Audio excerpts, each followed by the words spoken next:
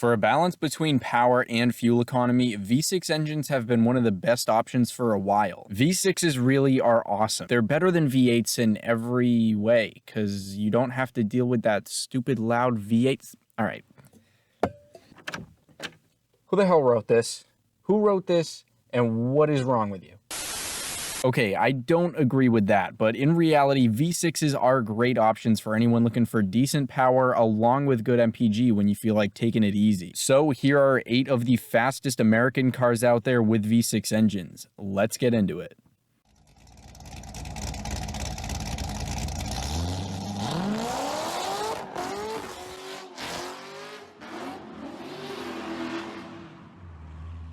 Before starting, just want to say, let me know if I missed any good ones here, what videos you want to see in the future, and if you have any questions. Also, don't miss the new gaming video that came out last weekend. It might have been one of our funniest ones yet. Subscribe over there for new stuff on the way, and we just started a new Discord for playing Forza, so if you want to play with us sometime, make sure to join that. Absolutely demolishing that like button like it's a cheesecake is also appreciated, and enjoy. Now, on to the first car for the list. We've got the V6 Mustangs made between 2013 and 2017. The 13s and 14s were the second facelifted S197s, and from 15 to 17 it was the S550. They all had 3.7 liter V6s making 300 horsepower and 280 pound-feet of torque, and with all that they got to 60 in about 5.3 seconds. The S197s were tested by Motor Trend for that time, but I couldn't find good tests for the newer ones. At first I saw 5.1, and no bigger websites had times, but most smaller websites said around 5.3. Sadly, in 2018 they stopped putting V6s in these and relied only on the turbo inline 4s, which actually had a slightly quicker time. So if you don't like the sound of a V8,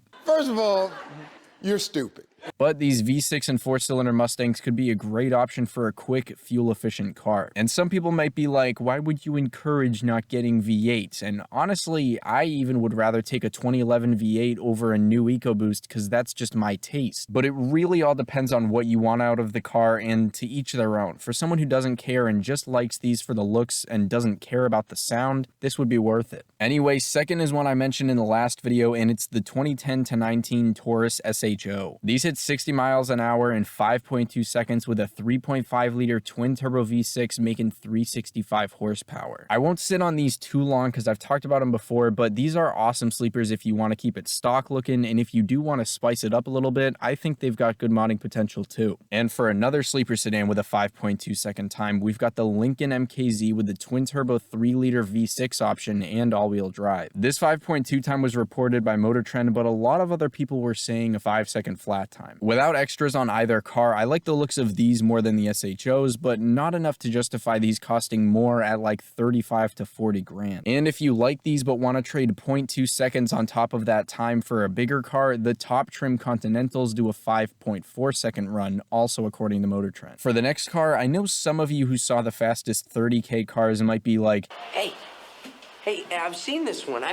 But this is the last car from that list, and it's the 17 to 19 Fusion Sport. These hit 5.1 seconds 0 to 60s and had twin turbo 2.7 liter V6 engines making 325 horsepower and 380 pound-feet of torque. As far as the comparison of these three cars go, I feel like the Fusion and SHO are obviously great competitors for each other since they're pretty much the same price, but all these sedans are pretty good options for anyone with maybe a kid or two who wants a quick acceleration. It kind of surprises me that they made such a quick MKZ, because besides a couple early 2000s cars, Lincoln has never been the go-to for speed or style at all, but these are still pretty cool. Officially moving on from all the Fords, fifth is the 2016 to now V6 Camaro. There still doesn't seem to be any plans for continuing the Camaro after 2023, so I could have put 16 to 23, but I figured we'd keep things a little more hopeful for this. As tested by Motor Trend, the new manuals have a 5-second flat 0 to 60 time, and back in 2016, Car and Driver reported a time of 5.1. I wondered if the older 5th gens would have a similar time too, but those seem to be more in the mid to high 5-second range. These newer ones have 3.6 liter V6 engines making around 330 horsepower and 280 pound-feet of torque, and they weigh between 34 and 3,600 pounds, with the heavier ones being convertibles. These also cost pretty much the same as the V6 Mustangs at a pretty modest for the list 24 to 30,000 bucks, and they both have pretty nice interiors by my standards, although I'm definitely not as crazy about the Camaro's interior interior layout. With all this talk about the Mustang and Camaro though, some of you might be thinking a V6 Challenger would be here. Maybe the all-wheel drive version with a better launch, but unfortunately those take 6.3 seconds to hit 60, which doesn't even fit on this list. Now again, it all depends on what you want from the car, and those are still cool if you don't want a V8, but it does kind of show the effects of that weight that they have. Next is kind of a big cluster of cars, but the main one is the Cadillac CTS V-Sport with a 4.5 second time as tested by Motor Trend. These have twin-turbo 3.6 liter engines making 420 horsepower and 430 pound-feet of torque, and they weigh around 4,000 pounds. These versions specifically aren't super easy to find, but there is also the XTS-V, which hits 60 in 5.2 seconds. Or there's the CT4-V with 4.9 seconds. Or there's the twin-turbo 3-liter CT6 with all-wheel drive with a 5-second time. Cadillac really just made a crap ton of quick twin-turbo V6 versions, but I didn't want to make this list one Cadillac after another because that would obviously get a little repetitive. Speaking of Cadillac after Cadillac though, and next is the CT4-V Blackwing. Bruh. Originally, I considered tossing these in with the other Caddy list I just mentioned, but surprisingly, these are a lot easier to find on the market, even pre-owned as new as they are. According to both Car and Driver and Motor Trend, they hit 60 miles an hour in just 4 seconds flat with yet another twin-turbo 3.6 liter V6 engine. This one though makes a very impressive 472 horsepower and 445 pound-feet of torque, and these are a little lighter than most newer Caddies at 3,900 pounds. And on this channel, we only support making smart financial decisions, so to avoid the large depreciation on a new car when you could get a just as good one barely used for a lot less, the smart financial decision pre-owned price of these cars is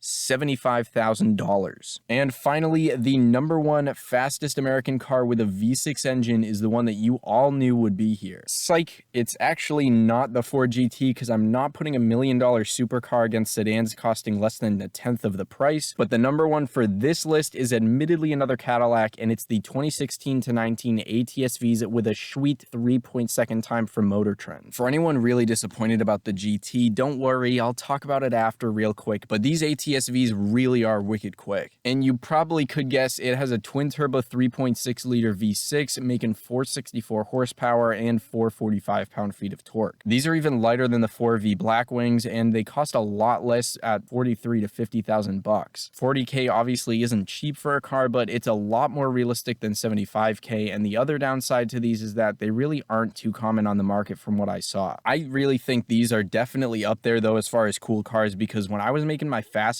sedans video a while back, I was shocked at how fast these are compared to even the CTS V3s. As a quick honorable mention, the new Ford GTs do a 3-second 0 to 60 with a 3.5 liter twin-turbo V6 making 660 horsepower and 550 pound-feet of torque, weighing only 3,000 pounds and costing over $1 million pre-owned after having an MSRP of $500,000. Whew, I didn't take any breaths there. And another honorable mention is the Grand National with a time under 5 seconds as tested by Car and Driver. I thought these were a little too old for the list, but they really had a wild acceleration considering they were from the 80s and faster than a lot of cars here. Don't forget to let me know if I missed any good ones, or if you have any questions, you can either leave a comment or send me a DM on Instagram. As always, thank you guys all very much for watching. I really appreciate every one of you. I'll see you all in the next one.